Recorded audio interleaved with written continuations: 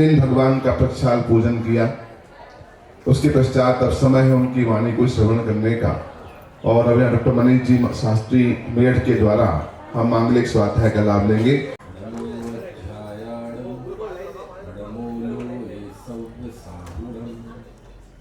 अनंत धर्मणस्तत्वं पश्यन्ति प्रत्यगात्मनः अनेकांतमयी मूर्ति नित्यमेव प्रकाशिता। सुबह का समय है, रात में आप लोग सोकर आए हैं, सुबह उठकर नाश्ता करके आए हैं। तो ये पूरा संयोग ऐसा बना है कि क्यों ना इस 45 मिनट में कोई बहुत सार्थक, मीठी और सीधे आत्महित से जुड़ी हुई चर्चा की जाए। अब चूंकि पंचकल्याणक की सभा है, सबके पास शास्त्र है, ऐसा भी संभव नहीं है।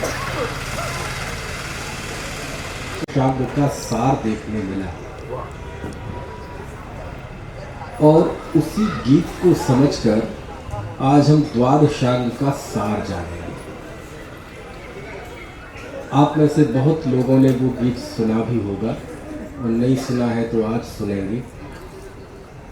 गीत के पूरे फ्रेंजा हो पाएंगे नहीं हो पाएंगे मैं दावा नहीं करता, लेकिन इतना ज़रूर है कि व्याख्यान के बाद आप वो गीत गुनगुनाएंगे ज़रूर। और ये गीत है कविवर बुद्धजन राय जी का। नाम सुना है आपने? बहुत बड़े जैन कवि हुए जो कि हिंदी साहित्य की बड़ी धरोहर है। बुद्धजन राय जी ने छेड़ाला भी लिखी। बुद्धजन राय जी द्वारा रचित एक स्तुति तो सारे विश्व में जैनी लोगों गाते हैं। कौन सी? प्रभु पतित पावन मैं अपावन चरण आयो शरण जी। उसमें आपने उनका भक्त रूप देखा कि एक तत्वज्ञ ज्ञानी धर्मात्मा के अंदर जिनदेव की कैसी भक्ति होती है। मिट गयो तिमिर मिथ्यात्व मेरो उदय रवि आतम भयो। पढ़ी है ना ये सब? तो बुद्धजन राय जी का एक भक्त रूप है और भक्त में हृदय की मुख्यता होती है। भक्ति में हृदय की मुख्यता होती है, भावनाओं की मुख्यता होती है। लेकिन एक साधक का जीवन रेल की दो पटरियों की तरह दो बातों पर निर्भर होता है। एक पटरी है बुद्धि की पटरी और दूसरी पटरी है भावनाओं की। एक अक्ल, एक कल्ब, एक हृदय, एक बुद्धि, एक ज्ञान और एक भावना। तो इस स्तुति में हम उनके हृदय भावनात्मक पक्ष को देखते हैं, लेकिन आज की चर्चा में हम उनकी बुद्धि पक्ष को देखेंगे। बुद्धि पक्ष से आशय बौद्धिकता नहीं, तत्व ज्ञान के पक्ष को। हमको कछु भय ना, ये गीत है, भजन नहीं है ये। आमतौर पे हम हर चीज को भजन बोल देते हैं, लेकिन भजन और गीत में फर्क होता है। हर भजन गीत तो है, लेकिन हर गीत भजन नहीं। भजन में तो भगवान का भजन होता है। जब भजन करते हैं, है ना, तो कोई वो भी होता है जिसका भजन किया जाता है ना। लेकिन इस गीत में भगवान का भजन नहीं है, इसलिए भजन नहीं है। तो क्या है? ये आध्यात्मिक गीत है, तत्वपरक गीत है। हमको कछु भय नारे जान लियो संसार। क्या अर्थ है इसका? इसका अर्थ ये है, सरल अर्थ, अब हमें कोई डर नहीं रहा क्योंकि मैंने सारे संसार को जान लिया। अब का मतलब ये बात पक्की है कि पहले भय रहता था, अब यानी जीवन में कुछ बदलाव हुआ है, जीवन में कुछ परिवर्तन हुआ है, जीवन में कुछ क्रांति हुई है। तब तो लिखा ना अब मतलब तब नहीं, अब, है ना। हमको कछु भय नारे जान लियो संसार, संसार को जान लियो, है ना। अब प्रश्न, ऐसा क्या जान लिया जो निर्भय हो गए? देखो, ये बात दो लहजे में कही जा सकती है।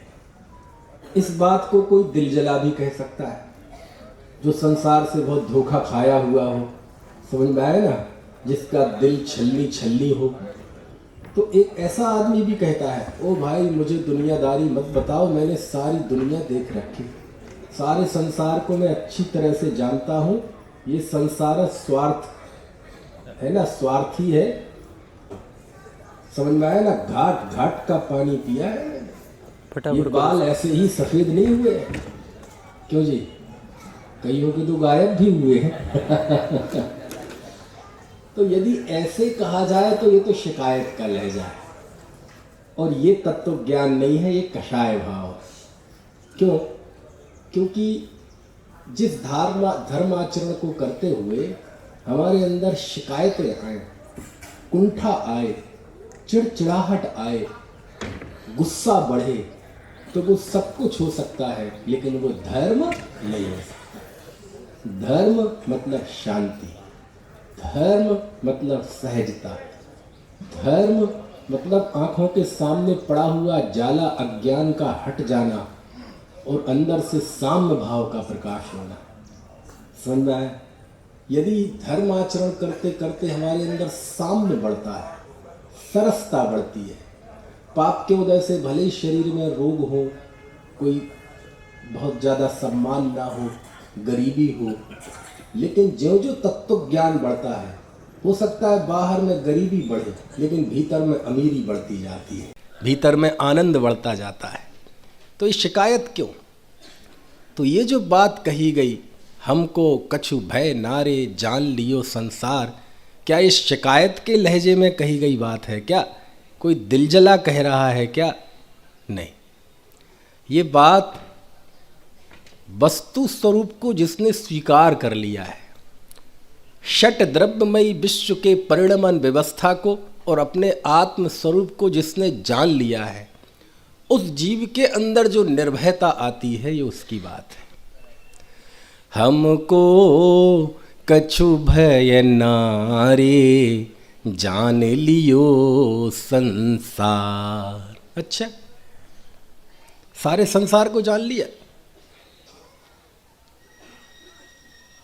पंडित जी, आपने तो बस कह दिया, आपको पता नहीं है सारे संसार को जानने वाला कौन होता है। सकल द्रव्य के गुण अनंत पर जाए अनंता, जाने एक काल प्रगट केवली भगवंता।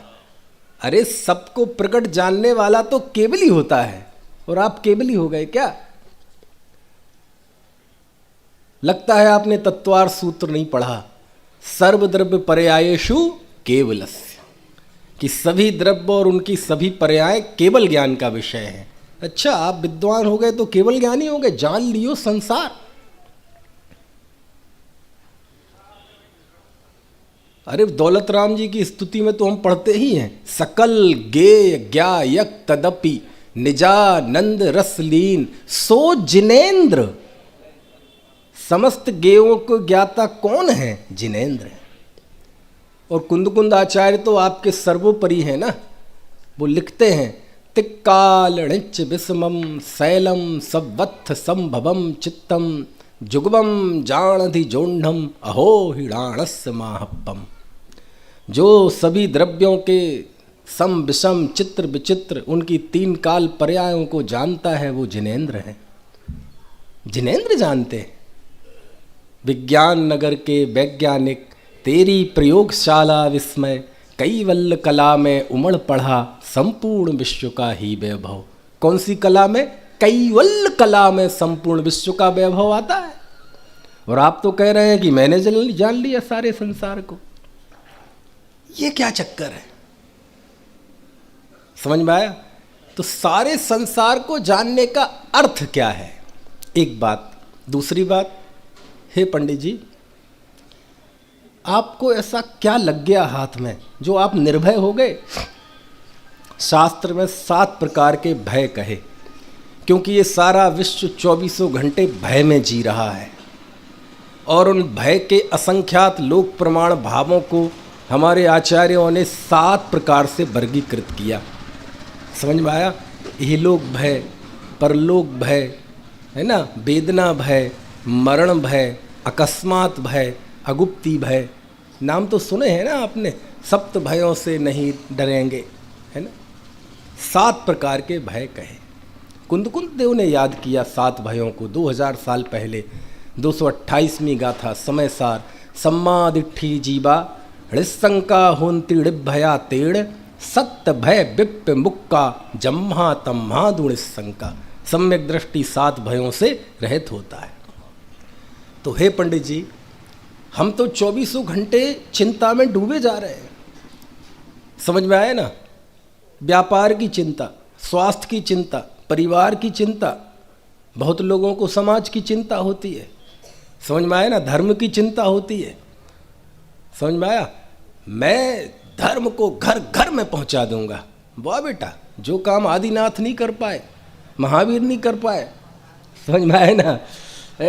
राष्ट्र की चिंता, कंधे झुके जा रहे हैं, रातों की नींद गायब है, अनेक तरह की व्याधियों ने, बीमारियों ने घेर रखा है, शुगर, ब्लड प्रेशर, थायराइड।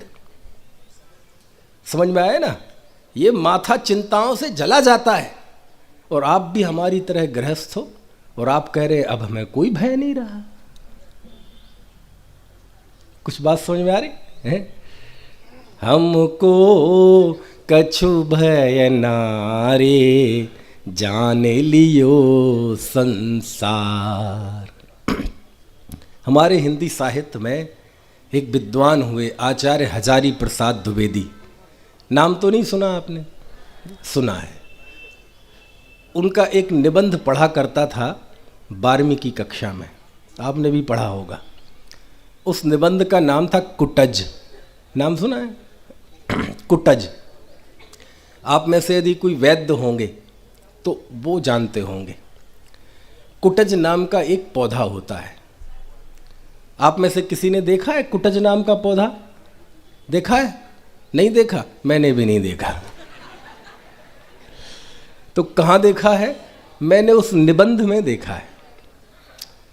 वो कहते हैं, हे कुटज, मैं तुम पर न्योछावर हूँ, मैं तुम पर लट्टू हूँ, मैं तुम्हारी बलिहारियाँ लेता हूँ। जैसे बच्चों की बलिहारियाँ लेते ना, अपनी भाषा में कहें तो मैं अष्टद्रव्य का अर्घ्य चढ़ा रहा हूँ।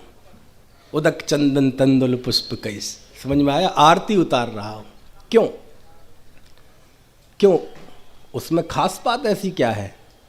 उसमें कोई बहुत बढ़िया सुगंध होती होगी ना? उसमें कोई फूल लगते होंगे, फल लगते होंगे ना? उसका कोई वास्तु के हिसाब से उसका कोई महत्व होगा कि घर में से नेगेटिव ऊर्जा हटाना हो, ग्रह नक्षत्र ठीक करना हो ना?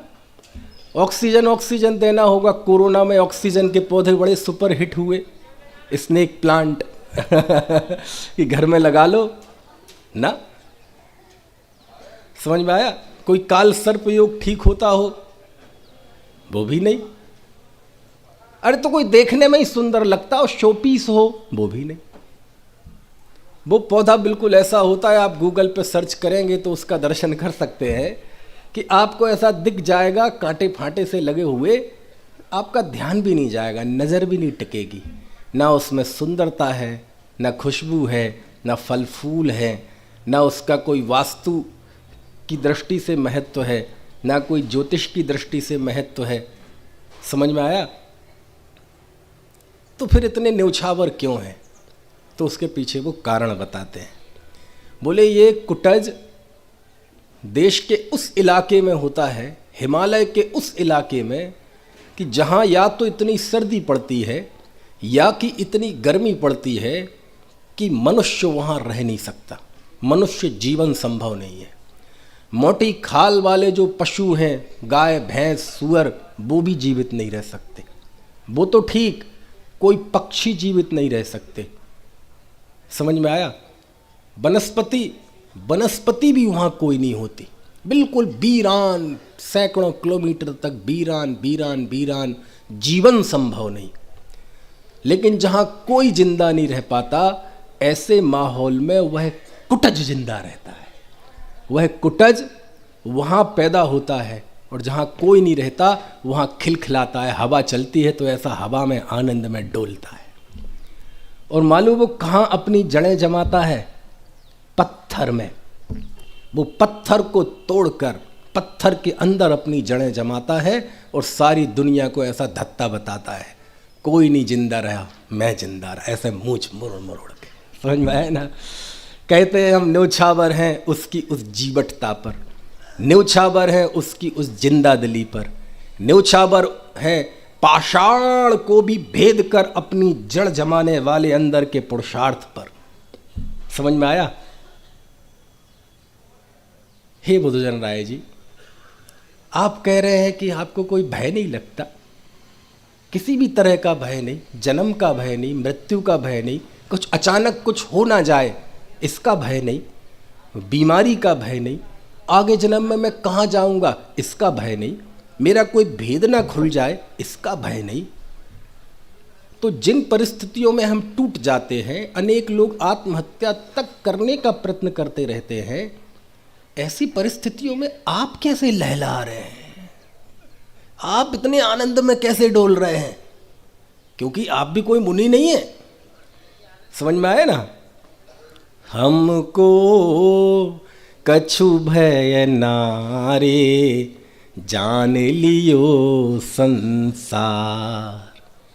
फिर आगे जाकर पंडित जी ये बताते हैं कि संसार को जानने का अर्थ क्या है। किसे कहते हैं संसार को जानना? क्योंकि संसार को तो केवल ज्ञानी जानते हैं, लेकिन हमें केवल ज्ञान तो नहीं हुआ, हमने सारे विश्व को तो नहीं जाना। 6 द्रव्यों को एक साथ प्रत्यक्ष जानने की सामर्थ्य हमारे छद्मस्थों के ज्ञान में नहीं है। हम सारे विश्व को तो नहीं जान सकते, लेकिन विश्व के स्वरूप को जान सकते हैं। क्या कहा? विश्व के स्वरूप को जान सकते हैं। तो क्या जान लिया? बोले विश्व में हमने एक ऐसी बात जान ली है कि उसके बाद ऐसा लगता है कि अब हमें कुछ भी जानने लायक नहीं रहा। तो वो क्या है? तो वो आगे लिखते हैं, जो निगोद में सो ही मुझ में, सो ही मोख मझार,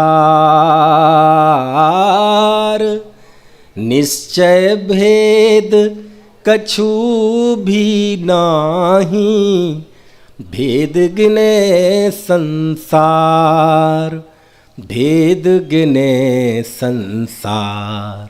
और ये जान लिया हमको कछु भय नारे, जान लियो संसार। क्या अर्थ हुआ? इसका अर्थ ये है, जो निगोद में, ये निगोद क्या है? निगोद मतलब जीव की सबसे निकृष्ट अवस्था। और निगोद में भी वहाँ चले जाइए, एक श्वास में 8-10 बार, यानी वो सूक्ष्म लब्ध अपर्याप्त तक निगोदिया जीव जो एक श्वास में 18 बार जन्म लेता है और 18 बार मरता है, वो जीव की सबसे निकृष्ट अवस्था है, सबसे नीचे की। और सबसे उत्कृष्ट अवस्था कौन सी है? रहिए अनंता अनंत काल यथा तथा शिव परिणय मोक्ष। तो पंडित जी ने सबसे निकृष्ट अवस्था ले ली और सबसे उत्कृष्ट अवस्था ले ली, और इन दोनों के बीच में कौन है? वर्तमान अवस्था। तो पंडित जी ये कह रहे हैं कि मैंने निर्णय कर लिया है कि निगोद अवस्था में जो मैं था, निगोद अवस्था चली गई लेकिन मेरा नाश नहीं हुआ। वहाँ से निकलकर मैं विकलत्रय हुआ, स्थावर हुआ, वो अवस्था भी नष्ट हो गई लेकिन मेरा नाश नहीं हुआ। आज मैं मनुष्य हूँ, ये अवस्था भी नष्ट हो जाएगी लेकिन मेरे अस्तित्व का, मेरे जीवत्व का, मेरी चेतना का नाश नहीं होगा। और कल के दिन मैं मोक्ष में चला जाऊँगा, तब भी मैं वही रहूँगा जो आज हूँ, और आज भी वही हूँ जो निगोद अवस्था में था। ऐसे अपने त्रिकाल की स्वीकृति हो गई कि मेरा जन्म नहीं, मेरी मृत्यु नहीं, मुझ में कुछ आता नहीं, मुझ में कुछ जाता नहीं, ये मैंने जान लिया, अब मुझे कोई भय नहीं रहा। और दो ही जगह व्यक्ति अनंत काल रहता है, कहाँ? या तो निगोद में या मोक्ष में। यानी भूतकाल अनंत, भविष्य उससे भी अनंत गुना, सब बदलेगा, सृष्टि बदलेगी, संयोग बदलेंगे, गतियाँ बदलेंगी, लेकिन मैं नहीं बदलूंगा कभी, क्योंकि मैं शुद्ध चेतनामय वस्तु ही रहूँगा।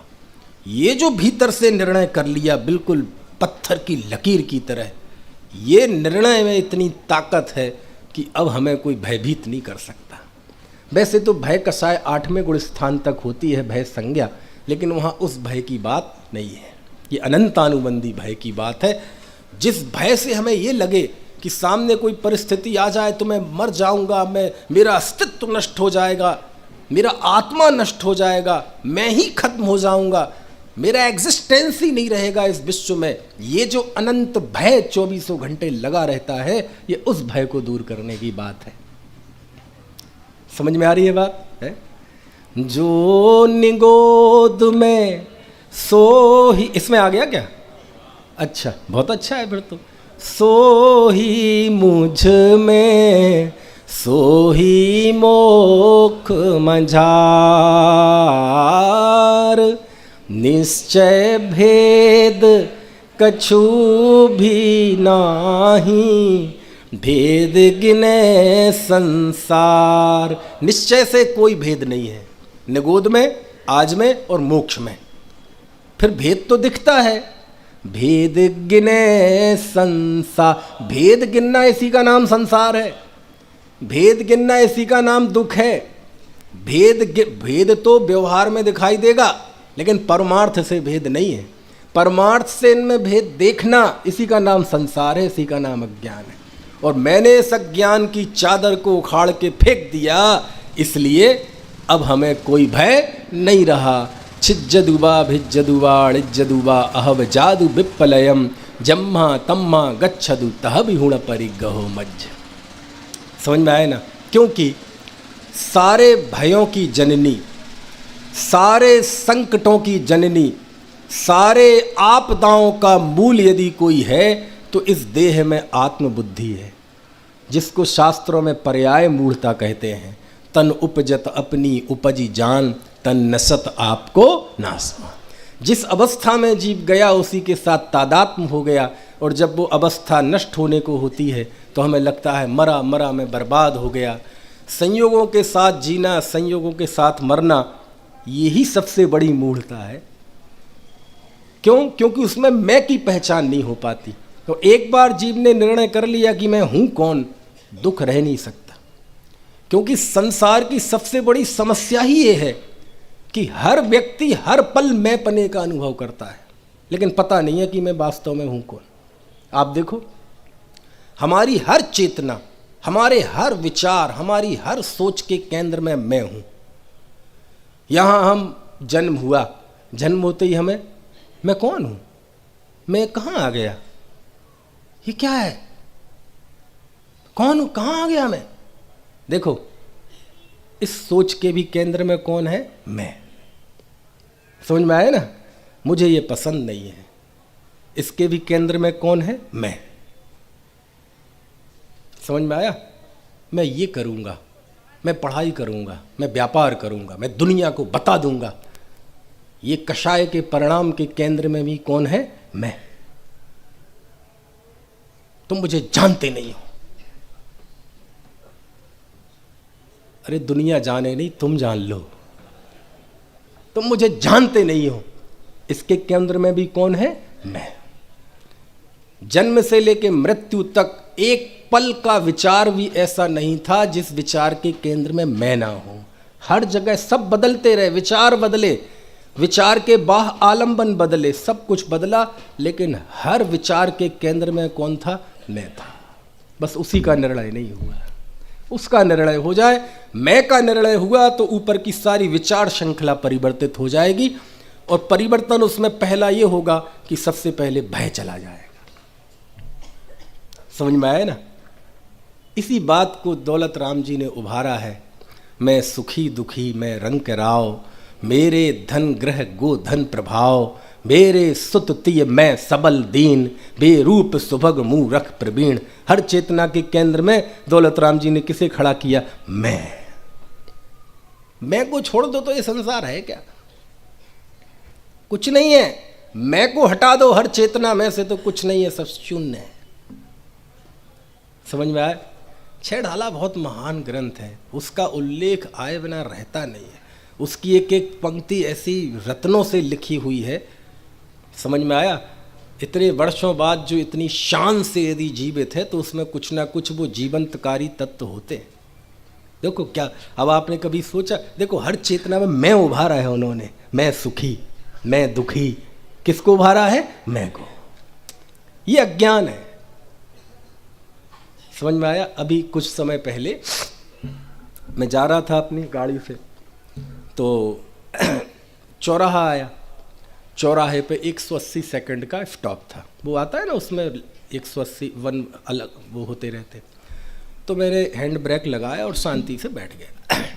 अब मैं ऐसे देख रहा था बाजू में, तो देखा यहाँ फुटपाथ था और फुटपाथ पे एक कुम्हार ने दुकान लगा रखी थी। किसने? कुम्हार ने। कुम्हार तो आप समझते हैं, नीमच में भी कुम्हार को कुम्हार ही बोलते होंगे। तो पॉटर, तो देखा घड़े रखे हुए, एक घड़े की ढांग लगी रखी है, एक घड़ा, दूसरा घड़ा, तीसरा घड़ा।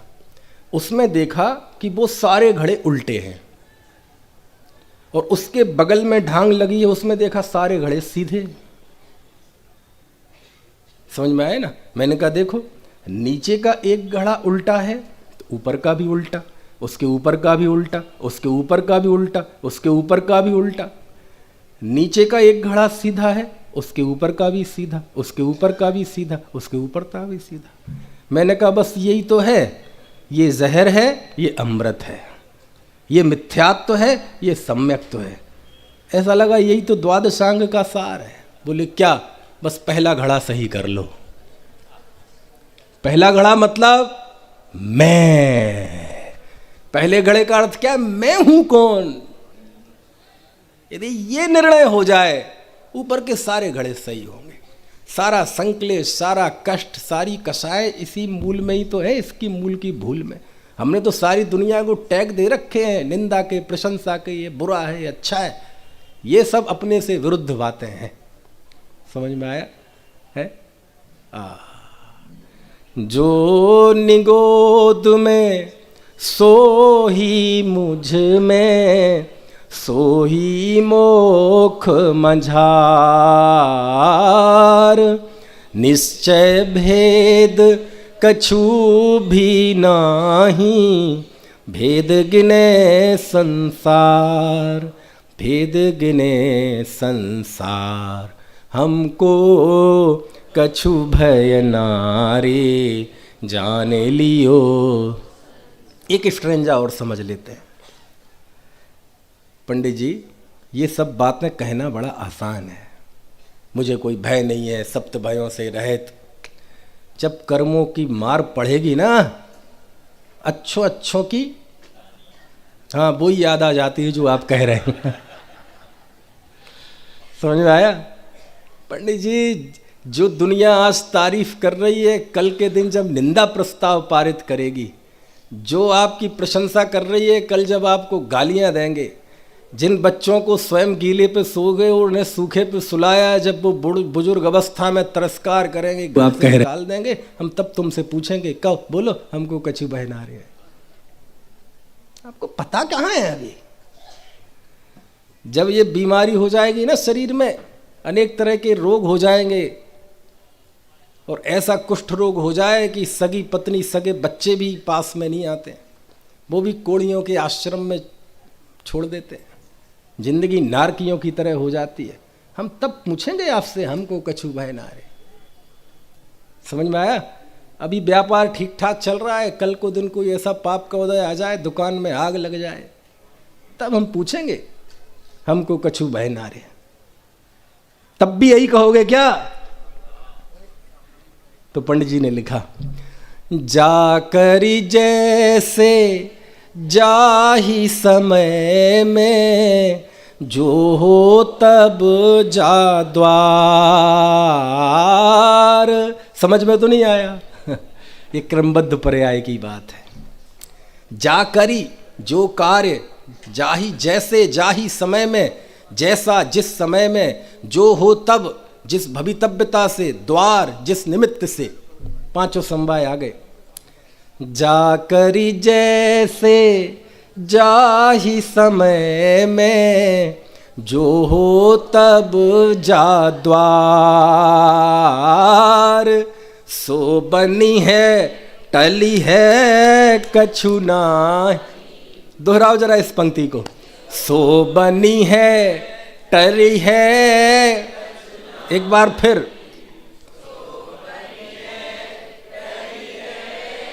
सब नहीं बोल रहे, सब नहीं बोल रहे। वो बाबा रामदेव अभी कहता ना, पेट फुलाओ अंदर करो।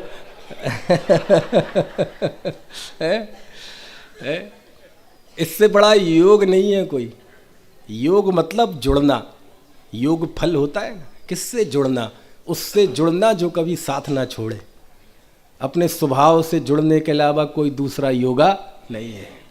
ये स्वभाव से जोड़ने वाला है। बोलो। सो बनी है टली है कछु नाही, कर लीनो निर्धार। ऐसा मैंने निर्धारण कर लिया है कि जिस द्रव्य की जो पर्याय जहाँ जैसी जिस समय होनी है होके रहेगी, विश्व की कोई भी ताकत उसे बदल नहीं सकती। जब मैंने ये निर्णय कर लिया तो मैंने सारे संसार को जान लिया, और उसका फल ये हुआ, अब हमें कोई भय नहीं रहा। अब बचा क्या? दो ही चुनौती तो हैं, एक अंदर की आत्म देह बुद्धि पर्याय मूढ़ता, और एक बाहर की बदलती हुई ये संयोग परिस्थितियां। संयोगों का भी स्वरूप मैंने जान लिया और अपना स्वरूप भी जान लिया। बोलो बचा क्या? इसका नाम है सारे विश्व को जानना। विश्व को जानना मतलब विश्व के स्वरूप को जानना। समझ में आ रही है बात की नहीं? सब कुछ जान। अब बताओ क्या जानना बाकी रहा? जिस द्रव्य का जो जिस समय होता है वो होके रहता है, उसे कोई बदल नहीं सकता। अपने समय पे होता है, अपने उस समय के सुनिश्चित निमित्त होता है, सब होता है। ये मैंने जान लिया, और ये जान लिया, सब जान लिया। अब बताओ कोई प्रश्न? आप दुनिया की कोई भी घटना हो, है ना, जैसे दुनिया में बहुत सारे बाबा लोग रहते हैं ना, छोटा मोटा एक बाबा मैं भी हूँ। आपको कोई घटना का कुछ जवाब पूछना हो तो पूछो, मैं बताऊंगा। कोई कहेगा साहब पंडित जी मेरी शादी नहीं हो रही है, कब होगी? प्रश्न है। तो मैं आपको आपकी शादी के विषय में नहीं, आपकी जिंदगी की हर एक घटना का एक क्लू दे देता हूँ। और आपकी नहीं, सारे विश्व में जो घटनाएं हुई, आज हो रही हैं, भविष्य में होंगी, वो सबका क्लू देता हूँ। बोले भाई वो तो सब ठीक है, ये बताओ मेरी शादी कब होगी? तो मैं कहता हूँ देखो, तुम्हारी शादी जब होना होगी तभी होगी, जिससे होनी है उसी से होगी, जहाँ होनी है वहीं होगी, जैसी होनी है वहीं होगी, और नहीं होनी है तो नहीं होगी।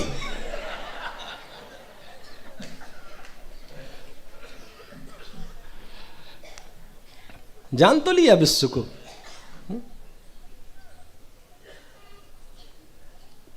क्यों जी? विवेकानंद जी को किसने मारा? शास्त्री जी को किसने मारा? सुभाष चंद्र बोस की मृत्यु कैसे हुई?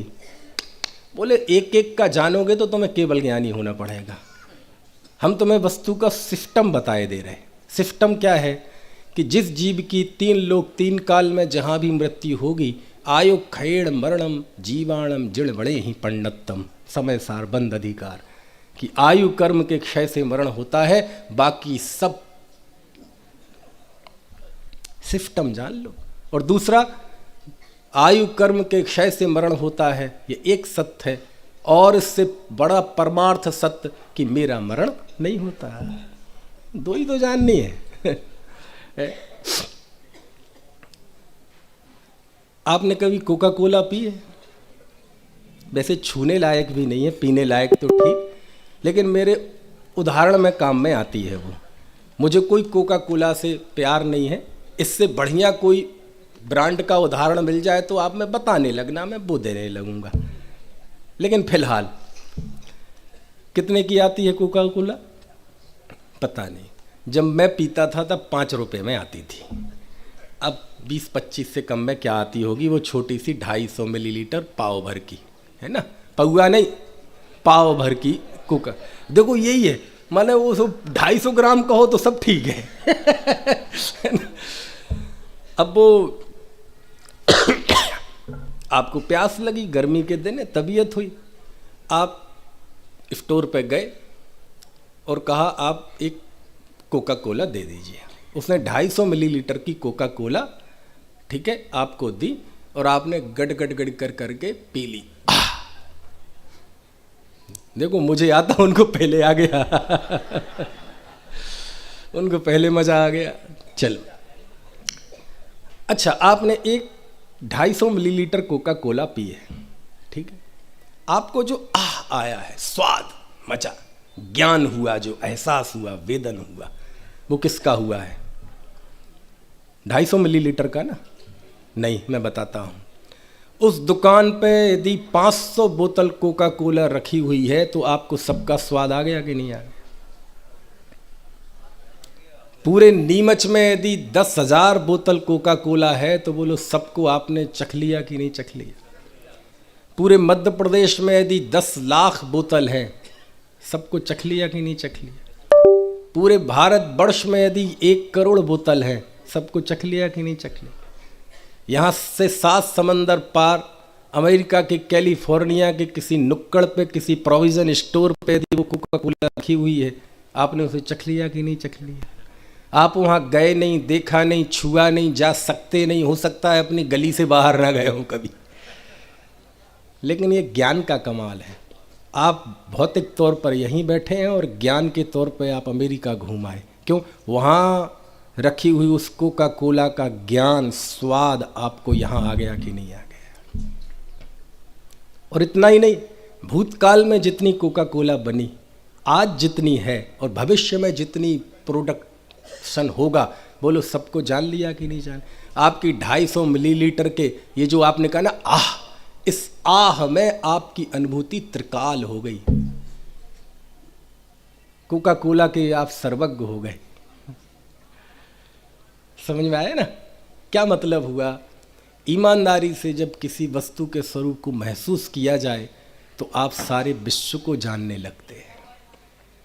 जब मैं जान लिया कि मैं एक शुद्ध चैतन्यमय वस्तु हूँ, बाहर में जो परिस्थिति हैं वो अपनी क्रमबद्ध पर्याय के अनुसार होती हैं, सारे विश्व को जान लिया। अब क्या रहा जानने के लिए? अब दुनिया की कोई भी घटना हो, कुछ भी हो, 2 बातें जाननी है, वो अपने समय पे होती है और मैं उसका ज्ञाता हूँ, करता नहीं हूँ, मैं शुद्ध चैतन्य में वस्तु जान लिया। पंचोली जी, यहाँ से आप जाएंगे, एक बहुत बढ़िया मौके की 1 एकड़ ज़मीन है। 1 एकड़ ज़मीन यहाँ है, बहुत ज़बरदस्त, एकदम प्राइम लोकेशन की। कईयों की तो नींद भाग गई, जो लोकल नीमच के होंगे ना, बोले इस पंडित को कैसे पता, ये तो हमें ही नहीं पता। मैं भी सारे विश्व को जानता हूं ना, इसलिए बता रहा हूं। आप जानते हो उस जमीन के विषय में? किसकी है, कैसी है, कितने रुपए मीटर से मिलती, फीट से मिलती है? फीट से, चलो फीट से, गज से, मुझे पता है उसके विषय में।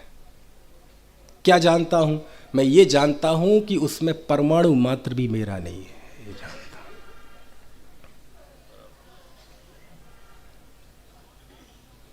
जिस समय आज से 1 कोड़ा कोड़ी सागरोपम पहले भगवान महावीर का जीव जब मारीची की अवस्था में था, उस समय मैं कहाँ था, मैं कैसा था, जानते हो आप? मैं जानता हूं। बोले क्या? बोले उस समय में ही मैं शुद्ध चैतन्यमय जीव था, आज भी जीव हूं। समझ में आया? और जब भविष्य की 24वीं होगी तो मैं कहाँ रहूंगा? तब भी मैं जीव रहूंगा। इसका नाम है सारे विश्व को जानना। कम जानो लेकिन प्रयोजन भूत जानो, कम जानो लेकिन सच्चा जानो, कम जानो लेकिन सार्थक जानो, कम जानो लेकिन स्वयं को केंद्र में रखकर जानो। आपको सारी समस्याएं सुलझती हुई नजर आएंगी और सब जानेंगे, लेकिन उस जानने के केंद्र में मैं नहीं होऊंगा। समझ में आया? तो अंत में वो निगोद में जाके वह सारा ज्ञान अक्षर के अनंत में भाग बचेगा, कुछ भी उपलब्धि नहीं होगी। समझ में आया है? आज से समय हो गया, 2 मिनट बचे हैं। आज से लगभग आज 2025 आ गया, 26 मुहावने पे खड़ा है। तो लगभग 23 साल पहले, 22 साल पहले तो वो फ़ोन चलते थे ना मोटोरोला के, और ये उस समय की बात है जब वो भी आ गए थे। कौन से? अरे वो बड़े बड़े नोकिया के 3315, बड़ा मजबूत वज्र वृषम नाराज संघनन वाला आया था ना। कई लोग तो पैदा नहीं हुए होंगे उस समय, है ना।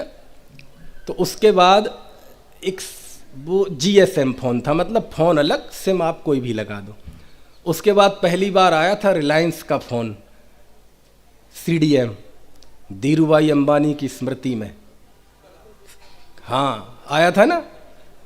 और 501 रुपये उसकी शुरुआती राशि थी, पोस्ट पेड था, और बिल्कुल ऐसी छोटा सा 2-2.5 इंच की डिवाइस, सिल्वर कलर की, है ना। और उसका स्लोगन उन्होंने बनाया, कर लो दुनिया मुट्ठी में। मैंने कहा देखो क्या बढ़िया है, माने एक विजन देखो आदमी का।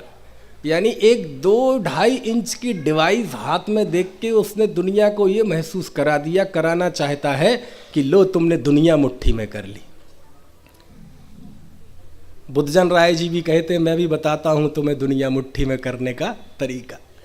जान लियो संसार, दुनिया मुट्ठी में कर ली ना।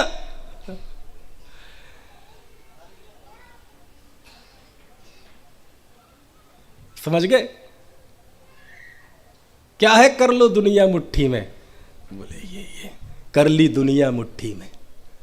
समझ में आया? तत्व को जान लिया। जिनवाणी ये नहीं कहती कि तुम बहुत जानो, जिनवाणी कहती है इस संसार के आप सिस्टम को जान लो बस।